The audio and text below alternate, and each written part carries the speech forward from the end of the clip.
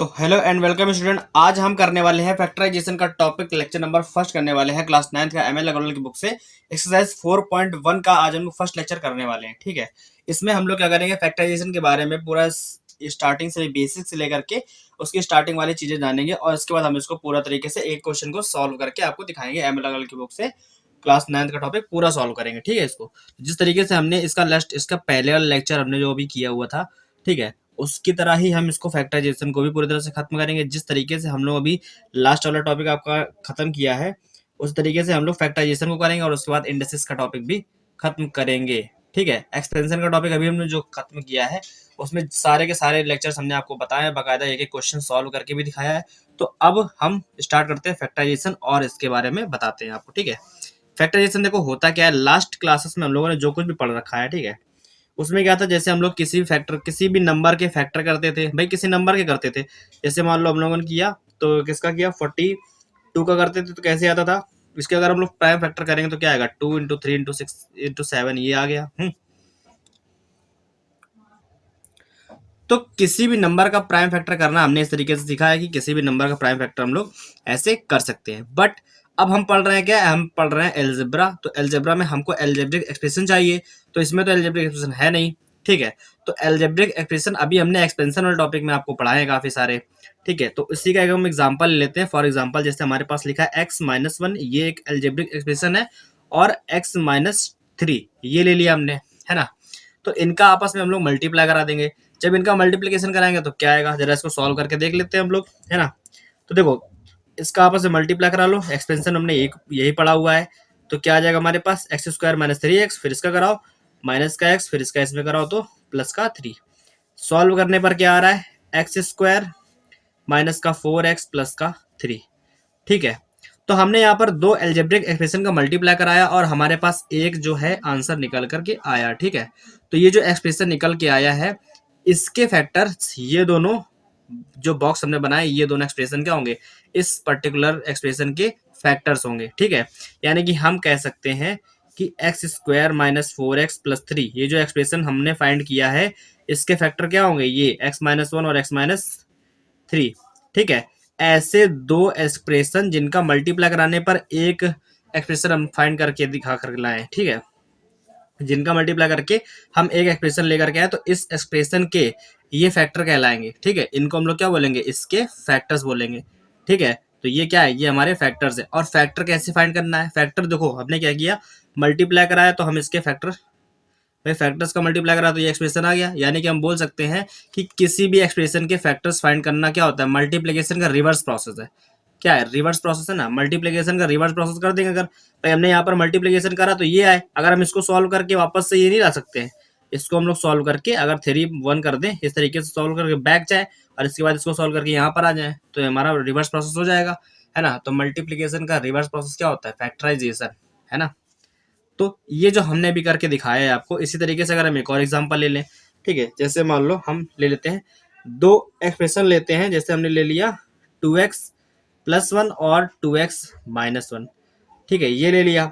इन दोनों का अगर हम लोग मल्टीप्लाई करेंगे, ठीक है, अगर हमने इनका मल्टीप्लाई किया तो क्या आएगा भाई, इनका आपस में मल्टीप्लाई कराओ तो ये हो जाएगा a² - b², यानी कि 2x² - 1 का स्क्वायर। तो ये हमारा हो गया, मल्टीप्लाई कराने पर 4x² - 1 ये आ गया। ठीक, और अगर हमारे पास ये हमने क्या किया, मल्टीप्लाई कराया तो हमको एक एक्सप्रेशन मिल गया, लेकिन अगर हमको सिर्फ और सिर्फ 4x² - 1 गिवन होता, ठीक है, और इसको हम लोग सॉल्व कर रहे होते, इसको सॉल्व करते तो क्या लिखते, इसको लिखते 2x² का स्क्वायर माइनस इसको लिखते 1 का स्क्वायर, ये हमारा a² - b² हो जाता, 2x का स्क्वायर माइनस 1 का स्क्वायर, तो ये हमारा हो जाता a प्लस बी, यानी कि 2x+1 और 2x-1 ये हो जाता। तो देखो, फैक्टर एक्सप्रेशन से फैक्टर फाइंड करना फैक्टराइजेशन कहलाता है। ये जो प्रोसेस है ना, इसको बोलते हैं फैक्टराइजेशन। इसको क्या बोलते हैं, फैक्टराइजेशन, जो कि हमारा टॉपिक है। और ये जो हमने एक्सप्रेशन यानी कि एल्जेब्रिक एक्सप्रेशन से क्या किया है, एक एक्सप्रेशन फाइंड करके दिखाया है। भाई यहाँ पर क्या था, एक्सप्रेशन के मल्टीपल से हमने फैक्टर फाइंड, एक एक्सप्रेशन फाइंड किया है। तो इस प्रोसेस को हम लोग क्या बोलते हैं, इस वाले प्रोसेस को बोलते हैं हम लोग फैक्ट मल्टीप्लीकेशन। ठीक है, ये हमारा क्या मल्टीप्लिकेशन है और ये क्या फैक्टराइजेशन का प्रोसेस है। तो दोनों में आपको डिफरेंस पता चल रहा होगा। अगर हम लोग इनका मल्टीप्लाई करके एक्सप्रेशन निकाल के लाएंगे तो ये हमारा क्या होगा, मल्टीप्लिकेशन मेथड है। ठीक है, मल्टीप्लिकेशन है ये। और एक्सप्रेशन से अगर हम लोगों ने दोनों के अलग अलग आंसर निकाले हैं, तो ये क्या है, ये हमारा फैक्टराइजेशन का प्रोसेस है। और इस वाली एक्सरसाइज में हमको यही करके दिखाना है, ठीक है। तो अभी तक हमने जो आपको इंट्रो दिया है, आई थिंक उससे कुछ ना कुछ समझ में आया होगा। अगर नहीं आया तो अभी हम लोग क्वेश्चन भी करेंगे, उसमें आपको बहुत ही अच्छे से समझ में आ जाएगा, ठीक है। देखो अब क्या फैक्टराइजेशन हमको करना है। फैक्टराइजेशन करने के लिए देखो सबसे पहले आपको एक चीज़ जाननी है, वो चीज़ ये है कि फैक्टराइजेशन करने के लिए हमको जितने भी एक्सप्रेशन दिए होते हैं उन सभी का हमको HCF फाइंड करना होता है। HCF जो होता है वही क्या होता है, वो हमको जानना बहुत ज़रूरी है, ठीक है। क्योंकि हमको कुछ ना कुछ कॉमन करके निकालना होता है, तब जाके हम निकाल पाते हैं कि उस एक्सप्रेशन का फैक्टर क्या है। फॉर एग्जाम्पल एक्सरसाइज 4.1 हम अपनी स्टार्ट करते हैं और इसके एक क्वेश्चन से आपको समझाने की कोशिश करते हैं, ठीक है। तो एक्सरसाइज 4.1 का क्वेश्चन नंबर फर्स्ट हम ले लेते हैं। क्वेश्चन नंबर फर्स्ट में हमारे पास क्या है, लिखा है 8xy³ प्लस 12x² y², ठीक है। देखो करना क्या है, इसमें दो एक्सप्रेशन दिख रहा है, एक हमारा 8xy³ है प्लस 12x² y², ये हमारा दूसरा है, ठीक है। तो यहाँ पर दो टर्म्स है, एक टर्म ये है, दूसरा टर्म ये है। अब हमको करना क्या है, इन दोनों टर्म्स में से ऐसी चीज हमको क्या करना है, इन दोनों का HCF निकालना है अलग अलग, ठीक है। अच्छा ये बताओ HCF क्या होगा। अगर हम कहें HCF of 8xy³ and 12x² y², क्या होगा इसका HCF क्या होगा भाई। HCF देखो कैसे निकलेगा, ऐसा नंबर जो दोनों को डिवाइड कर दे, दोनों में हो, ठीक है, और वो चीजें जो दोनों में प्रेजेंट हो उसको ही हम लोग HCF बोलेंगे। भाई देखो 8 और 12 हमारा 4 से डिवाइडेबल है, ठीक है। दोनों के पास मिनिमम x कितने हैं, 1 है, और मिनिमम y कितने हैं यहाँ पर 2, यानी कि y² है, ठीक है। तो ये जो हमारा 4x² y² है ना, ये दोनों के अंदर क्या है, प्रेजेंट है। ये क्या है 4x y² जो है दोनों के अंदर प्रेजेंट है, इससे हम लोग इसको डिवाइड कर सकते हैं। तो यही हमारा क्या है, यही हमको कॉमन लेना है इन दोनों से, ठीक है। तो अगर हमने 4xy² कॉमन किया है इससे भी और इससे भी, तो इसको हम लोग बाहर लिखेंगे, ठीक है। और इसी चीज से इसको डिवाइड करेंगे, तो 4 से डिवाइड करो 8 को, 2 आया, इस वाले x से वाला x कैंसिल, y² से y² कैंसिल, यहाँ पर 3 y थे, एक 2 हट गए, तो कितने बचेंगे, सिर्फ और सिर्फ एक y बचा। प्लस लगाया, प्लस लगा दिया, 4 से 12 को कट किया तो 4 3 12, इस x से एक x चला गया, यहाँ पर 2x थे, एक x बचेगा, y² से y² पूरा कैंसिल, तो हमारे पास सिर्फ यही आया 2y प्लस 3x, ठीक है। हमने इन दोनों में से एक नंबर कॉमन किया तो हमारे पास कुछ आया, ठीक है, एक एक्सप्रेशन आया, और ये तो ये दोनों क्या हुए, इस एक्सप्रेशन के फैक्टर्स हो गए, और ये दोनों क्या है, इस वाले क्वेश्चन के आंसर भी है, ठीक है। आई होप आपको क्वेश्चन से जरूर समझ में आ गया होगा। तो थोड़ा सा पेशेंस बनाए रखें और आगे के क्वेश्चन को भी देखिए, क्योंकि उससे ही आपको काफी सारी चीजें क्लियर होने वाली है, ठीक है। तो क्वेश्चन नंबर इसी का सेकंड नंबर हमारे पास है, वो हम देख लेते हैं जरा क्या है। लिखा है 5ax³ माइनस का 9ax², है ना। 5 है कि 15 है, 15ax³ है, ax³ माइनस का 9ax², 9ax², हमारे पास ये क्वेश्चन है, ठीक है। करना क्या है, हमको दोनों में से कुछ ऐसा कॉमन करना है जिससे हम लोग दोनों को डिवाइड कर सके, यानी कि HCF फाइंड करना दोनों ही टर्म्स का, ठीक है।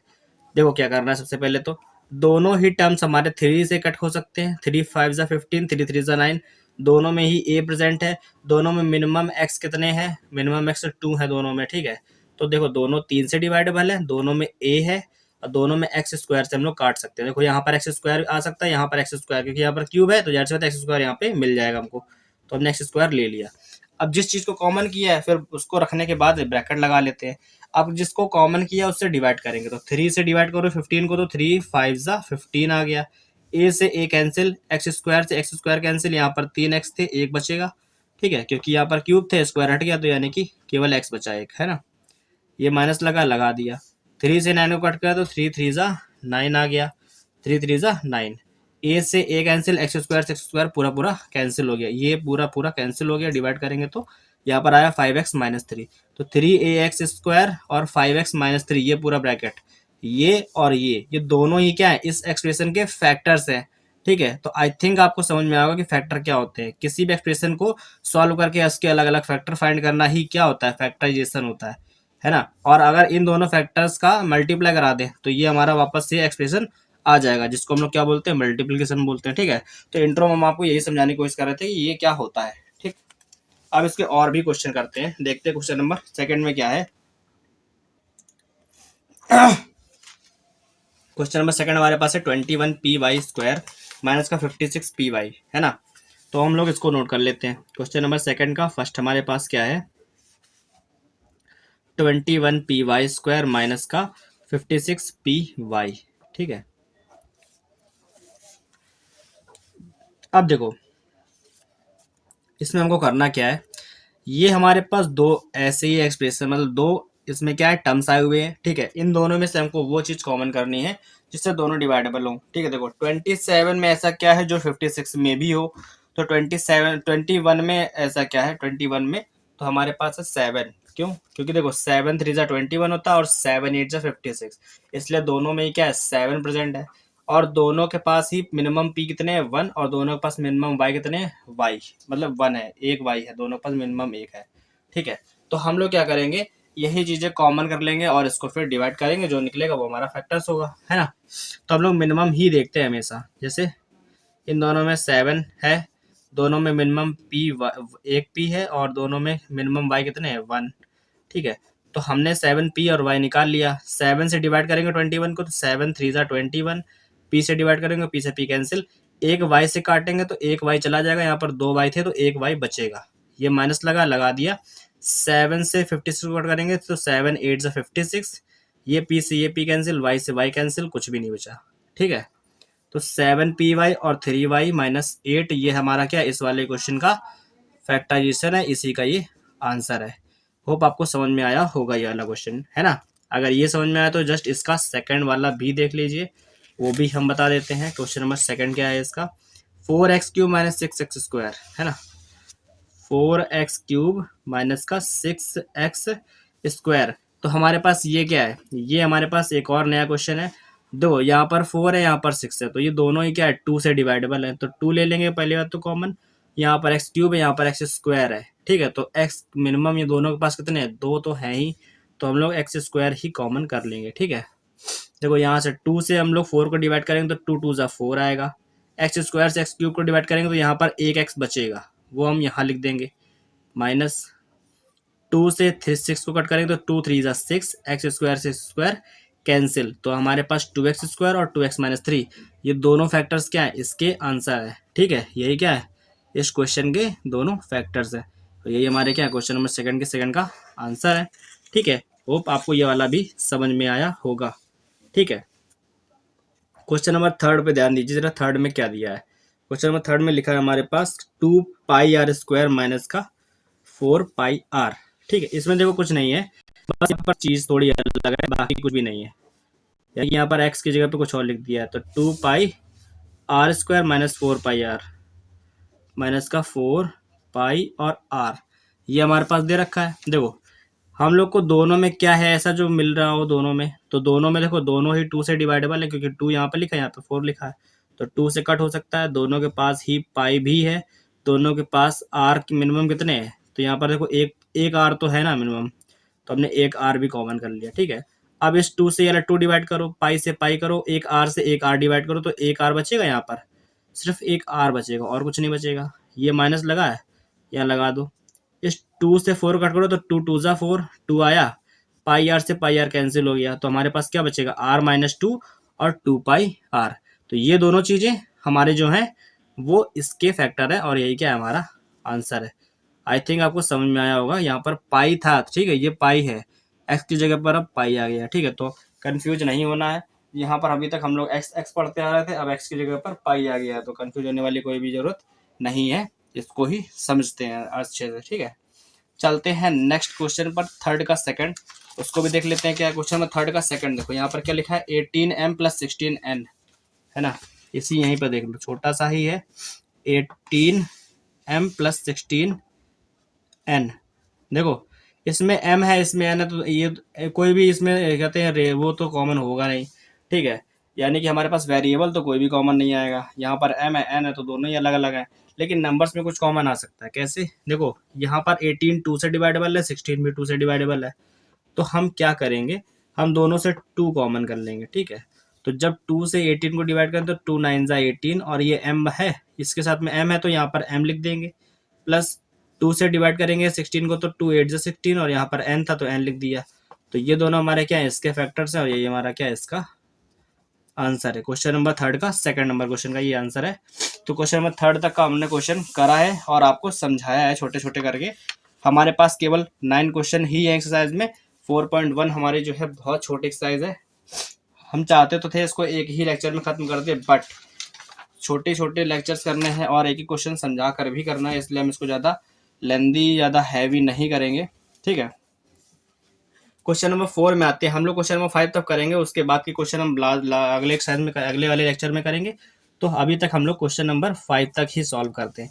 क्वेश्चन नंबर 4 का फर्स्ट हमारे पास है 25 AB C स्क्वायर माइनस का 15 A square B square C। हमारे पास ये क्वेश्चन है 4 का फर्स्ट नंबर। ठीक है, देखो इसमें क्या है, इसमें कुछ भी नया नहीं है, जो अभी तक हम करते आ रहे थे वही है इसमें। देखो यहाँ पर 25, यहाँ पर 15 है, तो जाहिर सी बात है दोनों ही 5 से डिवाइडेबल है। ठीक है, अब नंबर्स पे बात करते हैं। मिनिमम ए कितने हैं दोनों में से, दोनों में, तो यहाँ पर देखो एक ए मिनिमम कॉमन है दोनों में बी कितने मिनिमम है, एक, दोनों में सी कितने मिनिमम है, एक। ठीक है, तो 5 ABC हम दोनों में से कॉमन कर सकते हैं। ठीक है, इसके बाद देखो 5 से जब 25 को कटेंगे तो 5 5 जा 25, काटेंगे तो 5 आएगा। एक ए से एक ए खत्म, एक बी से एक बी खत्म, एक सी से एक सी खत्म, तो यहाँ पर एक सी बचेगा सिर्फ, है ना। यहाँ पे क्या बचेगा, सिर्फ और सिर्फ एक सी बचेगा। ठीक है, फिर ये लगा है माइनस, तो यहाँ लगा दो माइनस। ठीक है, 5 से 15 कट करो तो 5 3 जा 15, यहाँ पर आया 3।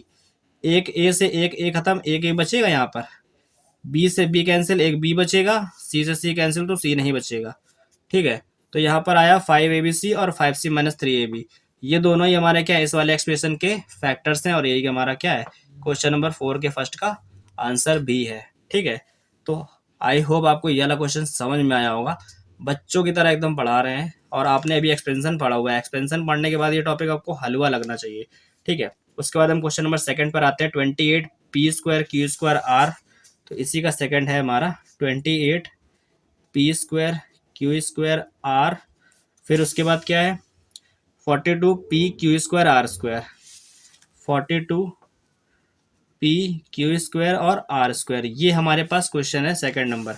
किसका, ये क्वेश्चन नंबर 4 का सेकंड नंबर क्वेश्चन है। ठीक है, करना क्या है, इसमें भी वही काम है। ठीक है, तो देखो हमारे पास यहाँ पर क्या है 42 है और यहाँ पर क्या है, यहाँ पर 28, यहाँ पर 42 है। ठीक है, तो देखो हमारे यहाँ पर क्या कॉमन है, यहाँ पर कॉमन है हमारे पास कुछ ऐसा। देखो यहाँ पर हमारे पास 14 कॉमन है। ठीक है, 14 कैसे, 14 का टेबल पढ़ो, 14 2 जा 28 और 14 का टेबल पढ़ो तो 42 भी आता है 3 टाइम्स में, है ना। इसके बाद देखो दोनों में ही पी क्यू आर है। यहाँ पर देखो दोनों में पी कितने मिनिमम कॉमन है 1, क्यू दोनों में मिनिमम कितने हैं 2 ही हैं, और आर जो है केवल 1, एक आर कॉमन है। ठीक है, तो दोनों में 14 कॉमन है, 14 से डिवाइडेबल है दोनों नंबर्स, दोनों में मिनिमम पी 1। अब क्यू क्या है, दोनों में क्यू स्क्वायर कॉमन है, दोनों में ही है, और आर मिनिमम कितने हैं 1। ठीक है, अब इस चीज़ से दोनों में डिवाइड करो, 14 से 28 डिवाइड करेंगे 2 आएगा, एक पी से एक पी कैंसिल, एक पी बच गया, क्यू स्क्वायर से क्यू स्क्वायर कैंसिल, आर से आर कैंसिल। ठीक है, इसका काम हो गया, ये माइनस लगा दो, 14 से कट करोगे 42 को तो 3 आएगा। ठीक है, पी से पी कैंसिल, क्यू स्क्वायर से क्यू स्क्वायर कैंसिल, एक आर से एक आर कैंसिल, एक आर बचेगा सिर्फ, तो ये आर बचा सिंगल हमारा। ठीक है, तो 2p माइनस 3r और 14p क्यू स्क्वायर आर। ठीक है, तो ये दोनों हमारे क्या है, इस वाले क्वेश्चन के आंसर है ना। तो आई थिंक ये वाला भी आपको समझ में आया होगा, क्योंकि छोटा क्वेश्चन है, ज़्यादा बड़ा नहीं है, एक एक लाइन के सारे क्वेश्चन है। ठीक है, तो सबको हम लोग सॉल्व कर रहे हैं। हम लोग कर क्या रहे हैं, ये जो निकालते हैं ना, दोनों का ही HCF होता है। HCF का मतलब समझते हो ना, दोनों में से वो नंबर्स कॉमन करके निकाल लेना जिनसे दोनों ही डिवाइडेबल है। ठीक है, चलते हैं इसी तरीके क्वेश्चन नंबर 5 का फर्स्ट देखते हैं कि उसमें क्या किया गया है। क्वेश्चन नंबर 5 का फर्स्ट है a cube minus x square plus x, 8x cube minus का 6x स्क्वायर प्लस का 10x। ठीक है, ये हमारे पास क्वेश्चन गिवन है। और देखो इसमें क्या है, ये क्वेश्चन जो है इसको हम लोग सॉल्व करते हैं। तीनों में देखो क्या है, 8 6 और 10 में से कॉमन क्या है, तो कॉमन है सिर्फ और सिर्फ 2, और तीनों में ही मिनिमम x कितने हैं, तो तीनों में मिनिमम एक x हम लोग कॉमन कर सकते हैं। ठीक है, तो 2 है और एक x है। ठीक है, ये हम लोग तीनों में से कॉमन कर सकते हैं। अब देखो 2 से 8 को कर दो, 2 से 8 को कट करेंगे तो कितना आएगा, 2 4 जा 8, यहाँ पर आएगा 4, और x से x क्यूब को कट करेंगे तो यहाँ पर क्या आएगा, x स्क्वायर आएगा। ठीक है, माइनस लगा दो, 2 से 6 को कट करो तो 2 3 जा 6, और एक x कैंसिल करो तो केवल आएगा एक x। ठीक है, ये लिखा है प्लस। 2 से 10 को कट करेंगे तो 2 5 जा 10, और x से x कैंसिल। ठीक है, तो हमारे पास ये जो आ गया 4x square minus 3x plus 5, और ये 2x, ये दोनों ही क्या है, ये दोनों फैक्टर्स हमारे इस वाले क्वेश्चन के आंसर है। ठीक है, तो क्वेश्चन नंबर 5 का फर्स्ट हमारा ये क्या है, ये उसका आंसर है। और क्वेश्चन नंबर 5 का सेकंड में हमने इस तरीके से करेंगे, और आज का लेक्चर फिर हम खत्म करेंगे इसके बाद में, क्योंकि हमको लेक्चर ज़्यादा बड़ा नहीं करना है। ठीक है, क्वेश्चन नंबर 5 का सेकंड क्या है, सेकंड नंबर क्वेश्चन है, यहाँ पर लिखा हुआ है 14 mn plus 22 m, 14 mn plus 22 m minus 62 p, minus का 62 p। ठीक है, तो देखो अब इन तीनों में क्या कॉमन हो सकता है, तो इन तीनों में सिर्फ और सिर्फ हम जो कॉमन ले सकते हैं वो हमारे पास है 2। ठीक है, और कुछ भी कॉमन नहीं है, क्योंकि देखो यहाँ पर mn है तो यहाँ पर सिर्फ m है, यहाँ पर सिर्फ p है, तो तीनों में केवल 2 कॉमन है और कुछ भी नहीं। 2 से कट करोगे 14 को 7 आएगा और mn आएगा, ये mn जो है यहाँ पर लिखा रहेगा। अब इस 2 से जब 22 को कट करेंगे तो ये प्लस लगाएंगे, 2 से 22 कट करो 11 m आ गया। ठीक है, ये माइनस लगा दिया, और 2 से 62 कट करेंगे तो 31 आएगा और p आएगा। ठीक है, इन तीनों चीज़ों के अलावा और कुछ भी बचने वाला नहीं है, इन तीनों में कुछ भी कॉमन नहीं है, तो हमारे पास ये जो आया है ये क्वेश्चन नंबर सेकंड का आंसर है। ठीक है, इन तीनों में HCF क्या है, सिर्फ और सिर्फ 2 है, तो वही 2 बाहर निकला है, बाकी जो बचा वो हमारा क्या है, ये दोनों इसके फैक्टर है, और ये हमारा क्वेश्चन नंबर 5 के सेकंड का आंसर भी है। ठीक है, तो अभी हमने फैक्टराइजेशन के इंट्रो को समझा और उसके कुछ बेसिक क्वेश्चन करे और उसको समझा। ठीक है, अब हम लोग नेक्स्ट वाले क्वेश्चन एक्सरसाइज में क्या करेंगे, नेक्स्ट वाले लेक्चर में अपने इसके आगे क्वेश्चन और सॉल्व करेंगे और पूरी तरह से इसको खत्म करेंगे। हम लोग फैक्टराइजेशन हमने शुरुआत से पढ़ा है, अगर आपको समझ में आया तो कमेंट में जरूर लिख देना कि हाँ समझ में आया है, और वीडियो अगर अच्छा लगा तो वीडियो को लाइक करो, अपने दोस्तों के साथ शेयर भी करो, और चैनल को सब्सक्राइब भी करो, अपने दोस्तों में शेयर भी करो, ताकि हम लोग और भी ज़्यादा अच्छे अच्छे लेक्चर बना सके आप लोगों के लिए और ला सके। ठीक है, तो तब तक पढ़ते रहो, कुछ ना कुछ सीखते रहो, तब तक गुड बाय, टेक केयर।